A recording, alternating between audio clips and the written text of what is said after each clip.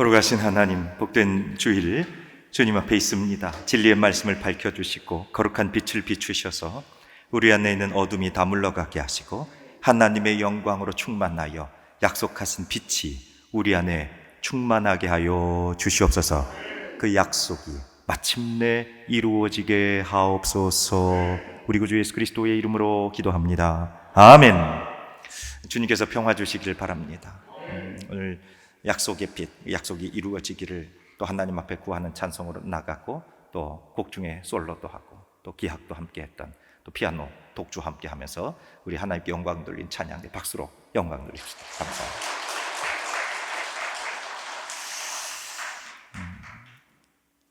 오늘 우리는 대림절 두 번째 촛불을 밝혔습니다. 지난번에는 이사야 선지 예언자의 빛, 그 소망의 빛으로 가장 진한 촛불, 그 다음에 조금 연해졌는데, 그런데 오늘은 이제 평화의 초, 베들레헴의 초 이렇게 말합니다.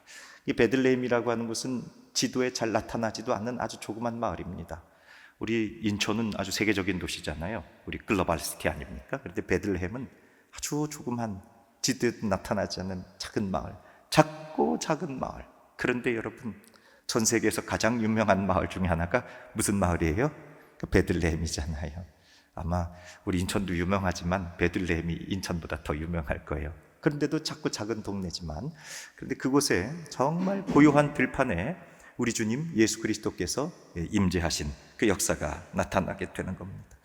여러분, 그래서 이 두 번째 촛불이 낮고 낮은 곳으로 오신 우리 예수 그리스도, 겸손하게 그리고 평화로 오신 그 베들레헴과 같은 낮은 곳으로 오신 이 평화의 주님을 환영하는 마음을 밝힌 겁니다. 오늘 그런데 마태복음 3장에 보게 되면 세례 요한이 아주 거친 낙타털 옷을 입죠. 여러분, 우리 낙타 쉽게 볼 수 없는 동물이기는 합니다만, 어디 동물원 같은 데나 먼 나라를 가야 볼 수 있습니다만 아주 냄새나고, 그리고 아주 그 가죽이라고 하는 게 거칠죠. 그런데 이 세례 요한이 낙타털 옷을 입고, 그리고 메뚜기와 석청을 먹었더라 이렇게 되어 있습니다. 여러분, 메뚜기 맛이 있습니까? 우리 어른들은 메뚜기 다 드셔보셨을 텐데 뭐 그렇게 특별한 맛이 없죠. 절제하면서 사는 삶입니다. 석청이라고 하는 것도 애를 써야 돌에서 나오는 거, 그 꿀 따서 먹는 거 아니겠습니까? 자신의 수고가 있어야 된다는 거죠. 그런데 세례 요한이 광야에서 지금 그렇게 거친 곳에서 하나님의 말씀을 선포하죠.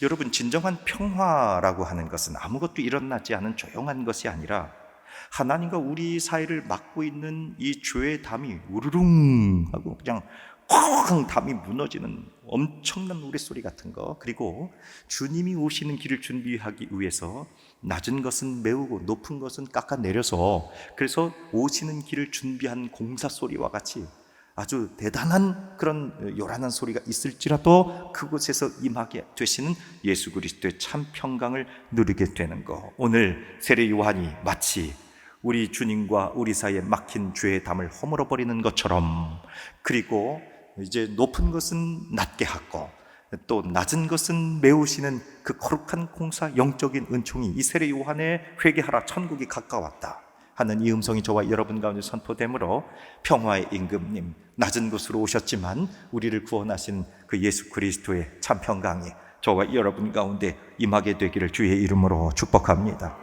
세례 요한 말이죠, 선지자의 예언대로 이 땅에 오신 분이긴 한데, 오늘 3장 1절 말씀에 보면 그때에 이렇게 돼 있어요. 그때에 세례 요한이 이르러 유대 광야에서 전파했다. 그때가 언제냐?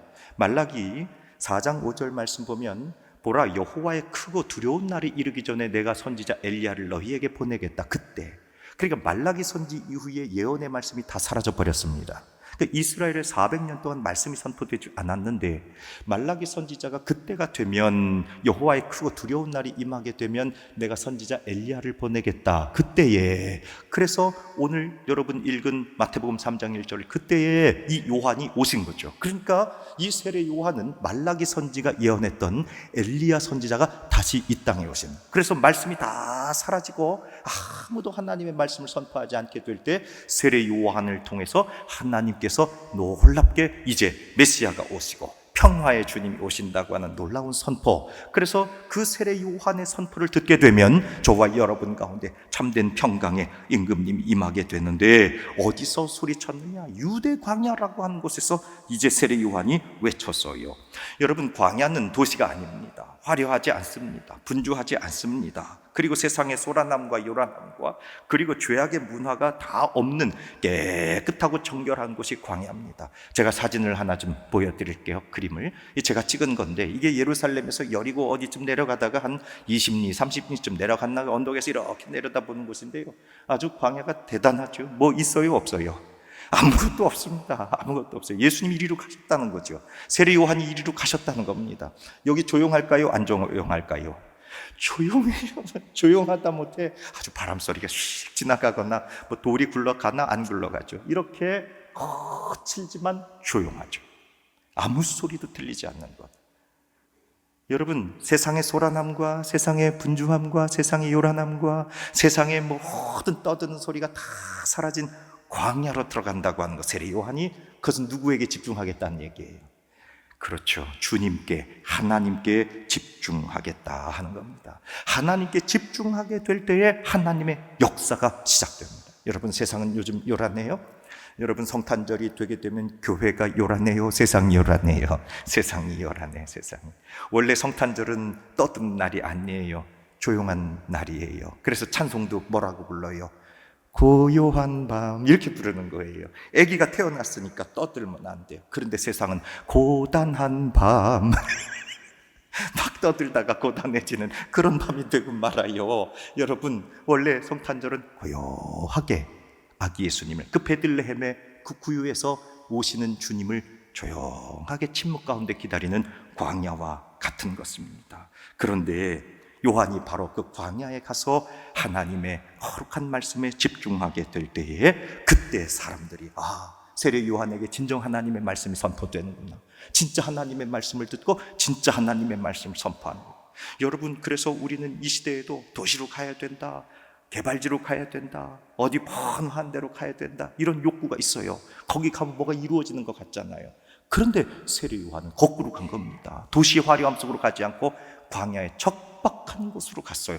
그런데 웬일인지 영적인 갈급함에 목말라 있었던 사람들이 도시로 몰려 들어간 것이 아니라 광야로 들어가서, 그래서 세례 요한이 하늘로부터 선포하는 하나님의 음성을 듣기 위해서, 진짜 말씀을 듣기 위해 세례 요한 앞으로 나아간 거죠. 그게 어디냐? 광야. 여러분, 세상은 소란하고 분주하고 요란하지만 오늘 우리 거룩한 성전 교회는 주님을 만나는 거룩한 광야와 같은 곳임을 믿으시길 바랍니다. 그래서 주님 앞에 겸손하게 엎드려서 세상의 모든 소음들은 다 내려놓고, 여러분, 세상 살아가면서 얼마나 분주하고 요란하고 시끄럽고 떠들썩했어요. 그런데 이 거룩한 교회, 저 들판과 같이 아무것도 없는 것 같이 오로지 홀로 한 분 하나님과 내가 만나는 이 거룩한 관계, 그 고독의 자리, 광야의 자리, 거기가 바로 저와 여러분이 지금 하나님 만나는 이 복된 예배 터임을 믿으시길 바랍니다. 하나님이 저와 여러분들을 만나주시는 거, 그때 참 평강이 와요. 영성가 중에 헨리 나우엔이라고 하는 분이 있는데, 이분이 조그만 책을 하나 썼어요. 예전에 2세기, 3세기 때 사막으로 말씀 들으러 나갔던 그런 믿음의 선진들이 있었거든요. 이런 분들을 Godfather, 그러니까 사막 교부라 이렇게 얘기하는데요. 그런 분들의 이야기를 잘 모아서 책을 좀 한 편 냈어요. 그 마음의 길이라고 하는 책인데, 그 마음의 길이라고 하는 책의 한 챕터에 그가 만난 광야에서의 하나님, 그 광야라고 하는 것은 도대체 무엇이냐, 그리고 광야에서 만나는 하나님과의 그 조용함, 그리고 이것을 더 나아가서 그 헨리 나우엔은 고독이라고 얘기하는데, 그 광야, 고독은 도대체 우리에게 무엇을 제공해 주는가 하는 이야기를 헨리 나우엔이 하는데요. 좀 볼게요. 고독이라고 하는 것은 우리를 변화시키는 뭐다? 용광로. 여러분, 용광로는 뭘 떼는 거예요? 불 떼는 거잖아요. 쇳덩어리, 불순물 다 떼는 거잖아요. 그러니까 고독 안으로 들어가게 되면, 광야 안으로 들어가게 되면 마치 무엇과 같아서, 용광로와 같아서 모든 것을 다 태워버린다. 광야로 가면 모든 것이 다 타버린다는 겁니다. 그 무엇을 태우느냐? 용광로에서 우리를 하나님과 떼어놓으려고 하는 세상의 거짓된 자, 이것들을 다 태워버리고, 나의 주인이신 사랑의 주님이 내 안에 오로지 정금과 같이 남게 되는 거룩한 자리, 거기가 고독이고 거기가 광야.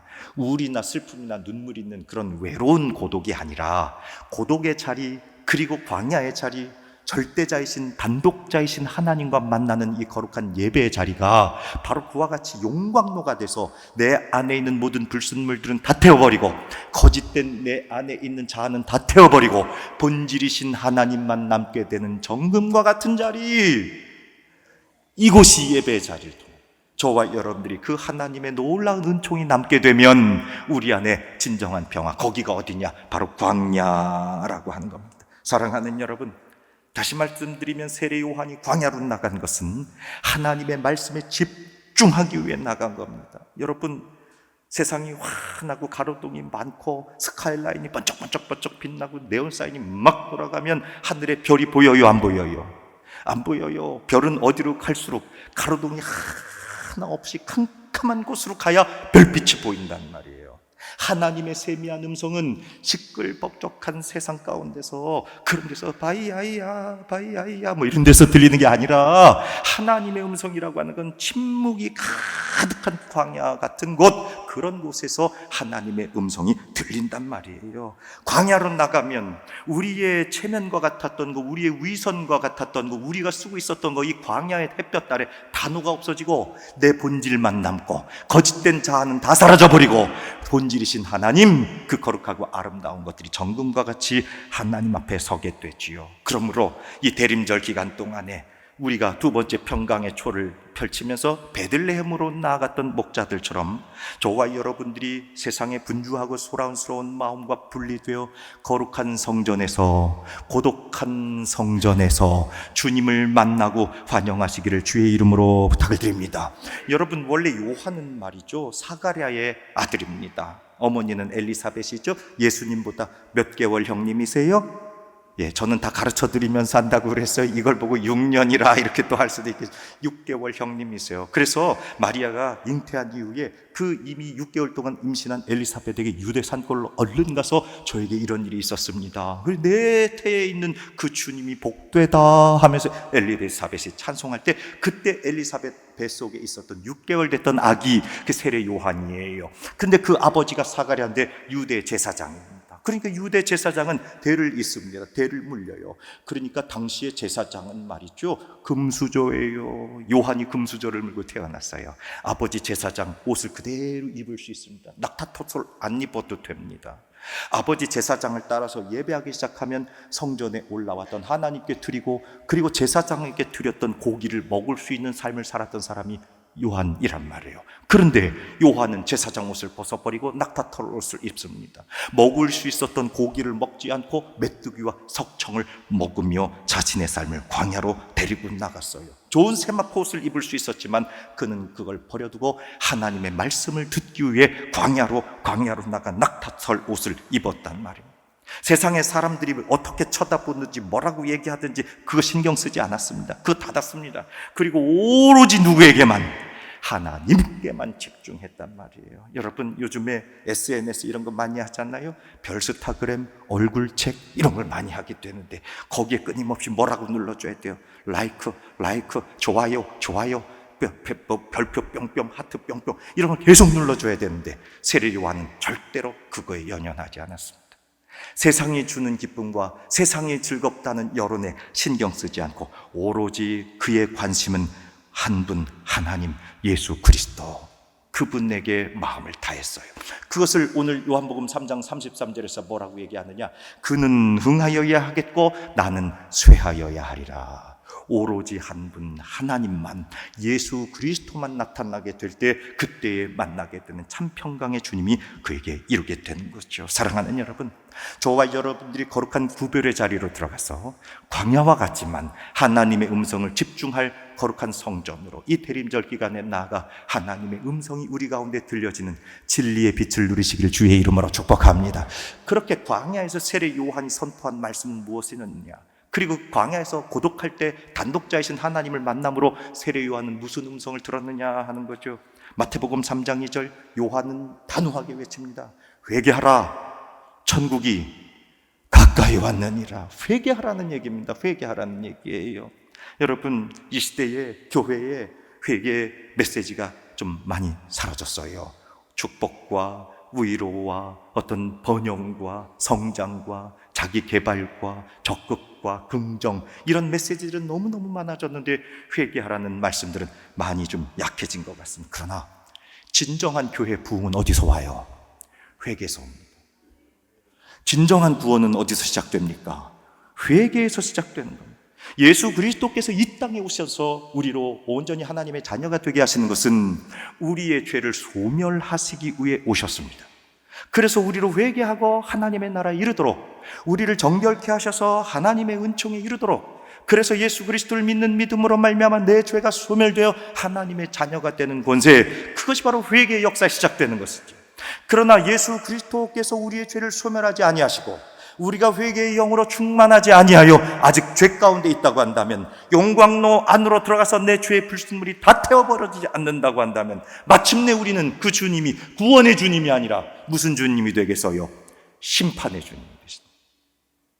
예수 그리스도는 이 땅에 저와 여러분들을 구원하러 오시는 주님이신 줄로 믿습니다.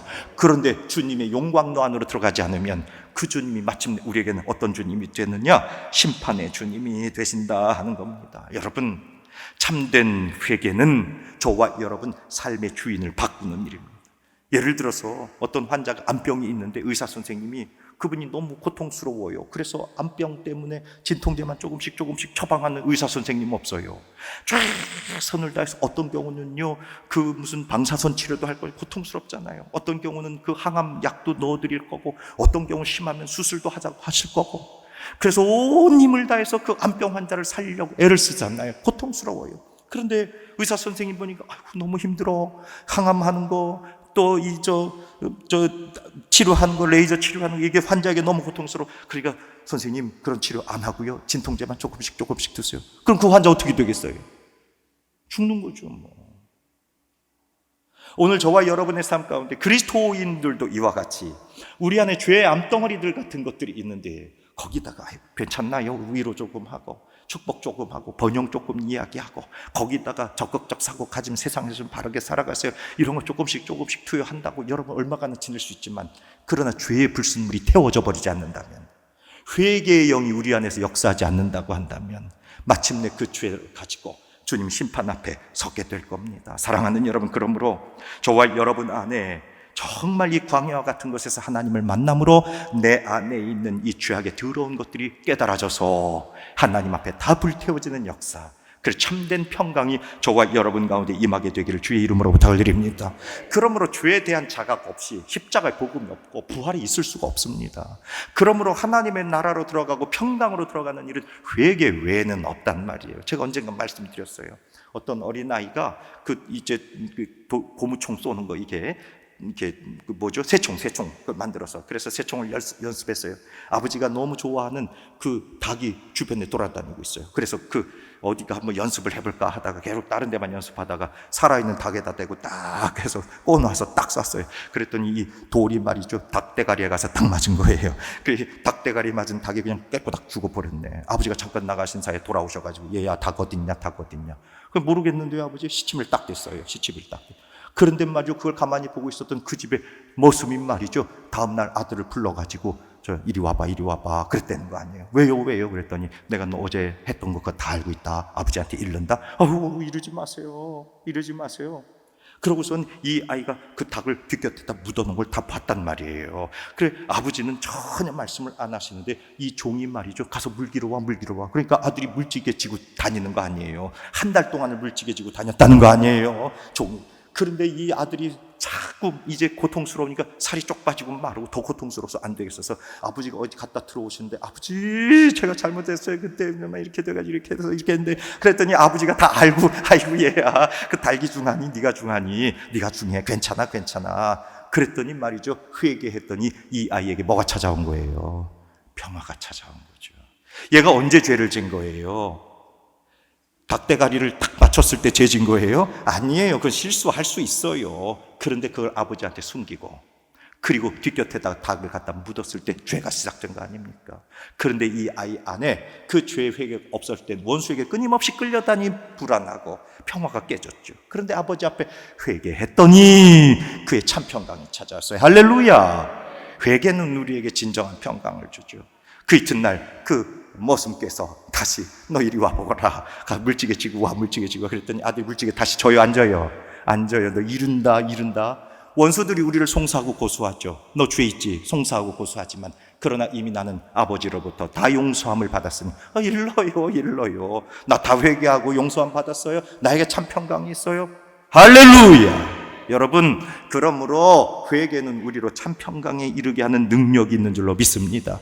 아이고 걸려서 죄송합니다. 아이고 내가 걸려서 좀 억울한데 죄송합니다. 이 정도가 아니란 말입니다. 마음의 변화. 오늘 점심 메뉴가 뭐예요? 김치찌개예요? 아이고 그런데 오늘 여성교회에서 더 잘해서 고깃국을 하자. 할렐루야. 이렇게 됐다고 쳐봐요. 메뉴 바꾸는 정도가 아니란 말이에요. 우리 마음 바꾸는 정도가 아니란 말이에요. 회개라고 하는 것은 메타노이아, 내 삶의 방향을 완전히 변화시키는 겁니다. 패러다임 시프트. 여러분 옛날에 타자기 따라락 지금도 키보드가 있어서 시프트 키 딱 치면 말이죠, 줄이 탁 바뀌어요. 따라락 바뀌어요. 그러고서 아무리 쳐도 그 아랫줄이 안 쳐진단 말이에요.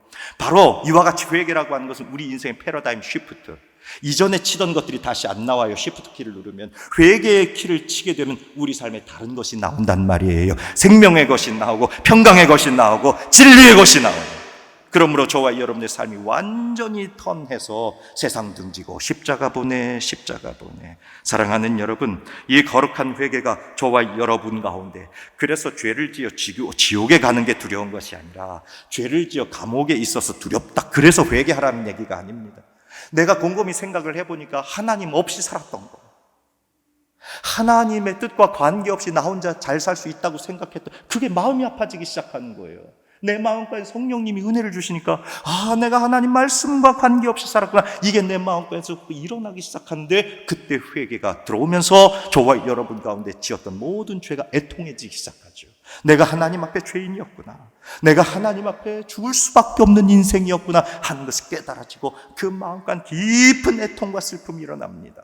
마치 다윗이 말이죠, 밧세바를 범하고 우리아를 죽인 다음에 그때 하나님 앞에 회개하면서 자신의 침대가 눈물로 젖을 정도로 꺽꺽 끓면서 하나님, 내게서 얼굴을 돌리지 마옵소서, 그렇게 온 마음을 다해 슬픔으로 기도하게 될 때 그때 평화가 임하게 되잖아요.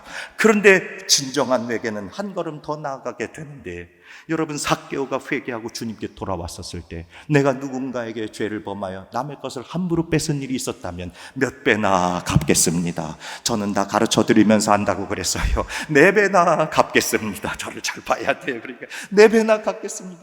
회개에 합당한 열매가 맺어진 거죠. 마태복음 3장 8절에 세례 요한이 그렇게 말씀해요. 그러므로 회개에 합당한 무엇을 맺어라? 열매를 맺어라. 그저 마음 바꾸고 눈물 흘린 거에서 멈추면 안 돼요. 우리 삶의 행동의 양식이, 그래서 내 전 존재의 삶이 변하는 거, 그게 바로 회개에 합당한 열매. 그래서 리셋해버리는 거예요. 완전히 새로운 인생이 돼버리는 겁니다. 이게 우리 힘으로 되겠습니까? 잘 안 돼요. 잘 안 돼요. 그래서 오늘 저와 여러분에게 거룩한 선물을 주세요. 우리 죄성이 너무나 세고 이 죄의 책이 너무나 강하기 때문에, 그래서 예수님께서 우리에게 성령과 불로 세례를 주시는 거예요. 요한은 무엇으로 세례를 베풀지만 물로 세례를, 그래서 물로 씻기만 해요. 그런데 예수님은 우리들에게 무엇으로? 성령으로, 불로 세례를, 그래서 다 태워버리는 거예요. 그래서 광야로 들어가야 성령의 세례를 받고 우리의 모든 더러운 죄악을 다 불태워버리는 겁니다. 하나님, 내 안에 불순물, 죄악의 불순물을 다 태워주시옵소서. 여러분, 우리 안에 있는 연약한 것들을 성령의 불로 다 태워버리시기를 주의 이름으로 축복합니다. 성령의 불이 그래서 임하는 거예요. 예수를 믿는 사람들 안에 성령의 불이 들어온다고요.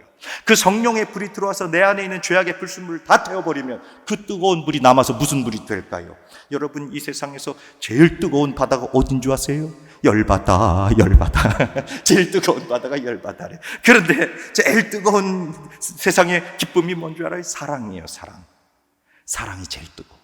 그래서 성령의 불이 내 안에 들어와서 이 죄의 불순물들 다 태우고, 그래서 죄가 깨끗해졌어요. 그러면 그 뜨거운 불이 내 안에서 뭐로 남겠느냐? 사랑으로 남는 거죠. 죄가 태워져 버리니까 이 모든 내 죄를 태운 불이, 성령의 불이 사랑의 불로 남아요. 그래서 내 안에 온전한 이 죄의 회개가 일어나고 죄의 불순물이 다 태워져서 그 거룩한 용광로 안에서 내 것이 다 불순물이 태워져 버리면 정금같이 남는 것인데, 그 사랑의 불, 사랑의 열매, 그래서 사랑으로 역사하는 믿음에 이르게 되는 일들이 일어나게 되는 거죠. 그게 바로 성령의 불세례, 회개의 세례. 성령께서 저와 여러분 가운데 허락하신 놀랍고 아름다운 성령의 불세례가 저와 여러분을 깨끗하게 정결하게 하셔서 하나님의 존귀한 백성들 되기를 주의 이름으로 축복합니다. 본웨퍼라고 하는 목사님 계셨어요. 2차 대전 때 세상에 나치 히틀러를 그냥 죽이겠다고, 아이고 미친 버스를 운전하는 미친 버스 운전사 때문에 그 버스에 있는 승객들 다 죽게 생겼거든요. 어떻게 해야 돼요? 끌어내려야 돼요? 아니면 계속 운전하게 하세요? 해야 돼요? 끌어내려야 돼요. 그래서 목사님이 세상에 암살단을 조직을 했네. 그런데 발각이 되셨어요. 그래서 체포가 돼가지고 사형 언도를 받았어요. 1945년 전쟁이 끝날 즈음에, 그때쯤 이 목사님이 이제 교수형으로 돌아가시게 됐는데, 그 전에 남겨둔 많은 책들이 있어요. 그 중에 나폴게라고 하는 나를 따르라 하는 책에 보면 이런 말씀이 있어요. 그분이 뭐라고 얘기했느냐? 값싼 은혜, 싸구려 은혜는 우리 교회에 뭐라고요? 이렇게 얘기해요. 싸구려 은혜, 그건 철천지원수다. 교회에서 이거 없어져야 된다. 이렇게 얘기해요. 그럼 그 값싼 은혜가 뭐냐? 그거는 회개 없는 용서. 용서해. 그런데 뭐가 없어요? 회개가 없어요. 회개가 없는 세례, 회개가 없는 예배, 이거는 모두 싸구려다. 이것은 교회의 무엇이다? 철천지원수다. 이거 필요 없다. 이렇게. 그럼 진짜 값비싼 은혜가 있을 거 아니냐? 그것은 뭐가 있어야 되는 거예요? 그럼 할렐루야, 회개 있는 예배, 회개 있는 세례, 회개 있는 성찬, 회개 있는 용서, 그게 값비싼 은혜다. 사랑하는 여러분, 저와 여러분 가운데 진정으로 통회하는 회개의 심령이 충만해서 평강의 주님이 우리 가운데 참된 은혜로 임하시기를 주의 이름으로 축복합니다. 이렇게 요한의 설교가 진행되니까요, 많은 사람들이 광야로 와서 그 설교에 아멘 아멘 높였습니다. 겸손히 죄를 자복하며 나오면서 회개하는 사람들도 있었는데, 그런데 구경꾼들도 있었어요. 아이고, 저 요한이 뭘 하나, 광야에서 사람들이 모인다는데 저거 뭐 하나. 그래서 그걸 보고 세례 요한이 그 구경은 바리새인들과 서기관들에게 3장 7절에서 뭐라고 말씀을 아주 부드럽게 하십니다. 우리 3장 7절 볼까요? 3장 7절 뭐라고 그래요? 저는 안 그랬어요. 여러분들이 그랬어요. 독사의 자식들아, 참 누가 너희를 가르쳐 임박한 진노를 피하라 하더냐. 여러분, 풀숲에 이 불을 쫙 떼잖아요. 그럼 뱀들이 툭툭 튀어나와요. 이 광야 같은데, 덤불 같은데.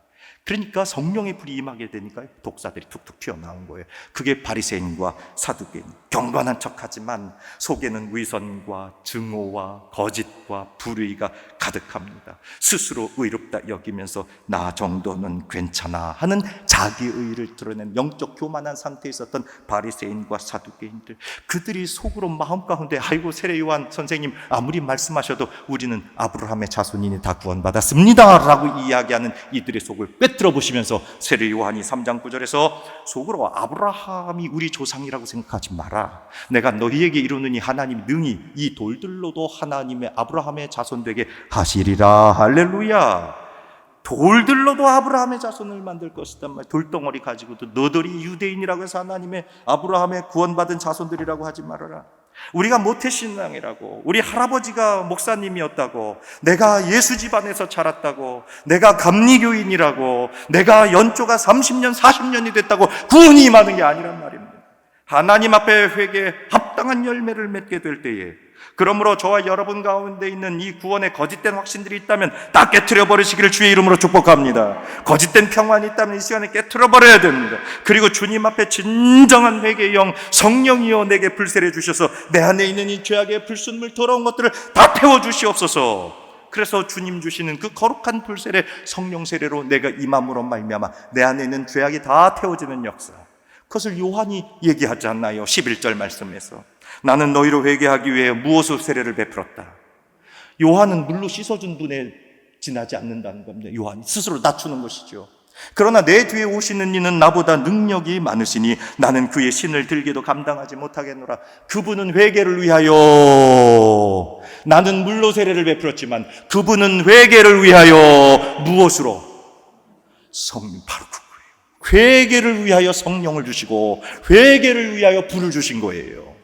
회개를 위해 성령이 우리 안에 들어오면 불과 같은 것이 일어나서 내 안에 있었던 모든 죄가 다 타버리게 되는 거죠. 그러면서 마침내 주님께서 손에 키를 들고 키를 부리시면서 마침내 알곡은 거두어드리고 쭉정이는 저리 가거라 저리 가거라. 여러분, 쭉정이 알곡하고 처음에 이렇게 비교해보면 똑같아요. 어떤 게 쭉정인지 만져보면 알지만, 그러나 얼른 골라내기가 쉽지 않아요. 쭉정이 키르지를 해가지고 고르잖아요. 나중에 쭉정이 전부 뭐예요? 어디다 써요? 안 해봤죠, 퀴즈를. 쭉정이 다 어디다 써요? 전부 불때불때 하잖아요. 겨우 나온 거 불때불때 하죠. 아궁이다 집어넣고 들판에다 넣고 다 태워버리죠. 그거 어디다 써요, 그거. 톱밥 같은 걸로 불 때는데 그런 일에 사용하는 거죠. 주님이 우리에게 구원이 되셔서 우리가 알곡이 되면 마침내 하나님의 거룩한 곳간에 들어가지만, 그러나 회개에 합당한 열매를 맺지 못하고 불세례로 정결해지지 못한다고 한다면 우리는 쭉정이 알곡 없는 겨와 같은 인생에서 마침내 태워져 없어지게 되는 인생이 겁주시는 말씀이 아닙니다.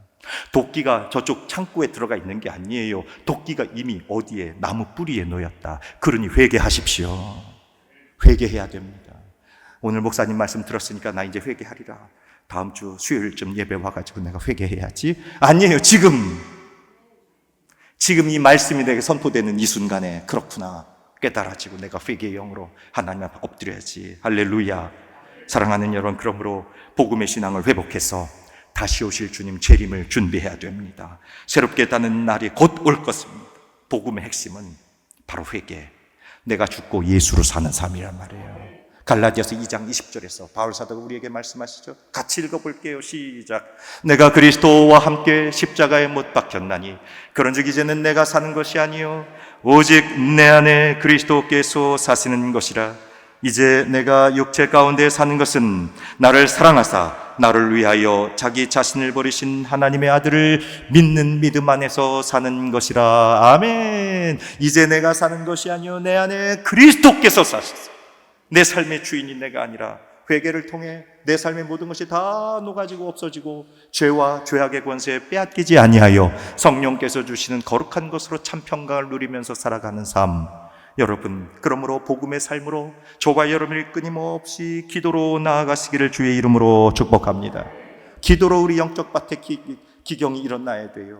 그리고 하나님께서 주신 거룩한 저와 여러분 가운데 있는 금덩어리가 혹시 있었다고 한다면 이 금덩어리를 붙잡고 이것 때문에 목숨 걸지 말고 이것으로 하나님께 드리기도 하고 세상을 향해 어려운 이들에게 나누어주는 거룩한 역사도 있기를 주의 이름으로 축복합니다. 크게 회개의 열매들이 일어나는 거죠. 저와 여러분의 거룩한 언어의 열매를 맺혀지기를 주의 이름으로 축복합니다. 비난하고 저주하고 원망하고 불평하고 그렇게 우리 입으로 투덜투덜하는 것이 아니라 감사와 기쁨과 찬송과 격려와 하나님 영광 돌리는 언어로, 그래서 높은 것은 낮게 하고 낮은 것은 메우는 복음의 역사, 회개에 합당한 열매들이 일어나기를 주의 이름으로 축복합니다.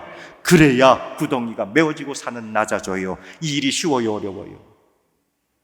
쉬워요. 성령께서 도우시면 쉬울 줄로 믿지만 어렵단 말이에요. 힘들단 말이에요. 제가 존경하는 우리 선배 아주 가까운 목사님 있어요. 정명성 목사님이라 춘천에서 오랫동안 목회한 목사님, 팔미교회 정명성 목사님 4년 선배.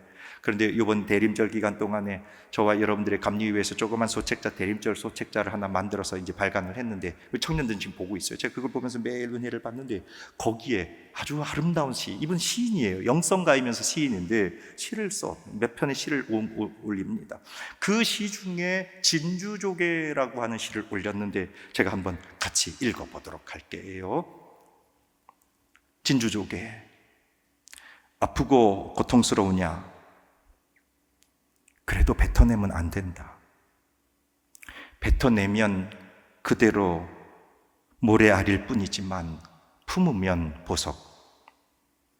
살이 찢기느냐? 피를 흘려라. 행여 목숨이 피 흘리다 소생하지 못하고 말더라도 뱉어내지 말아라. 그리고 먼 훗날 눈물의 임금이 찾아오시면 비로소 상처투성이의 입을 열라 어여쁜 임금이 내 속에서 진주를 꺼내시리니. 아멘. 여러분, 저와 여러분들이 이 세상을 살아가면서 그리스도의 뜻으로 살아간다고 하는 것은 마치 모래알을 입속에다 품고 그래서 그걸 우물우물하고 뱉지 못한 채로 그런 침묵 가운데 주님의 말씀을 품고 그 거친 모래알갱이가 입에서 피를 철철 흘리면서 고통스러워하는 삶의 연약함일 수 있어요. 그러나 주님 오시는 그날까지 뱉어내지 마시길 바랍니다.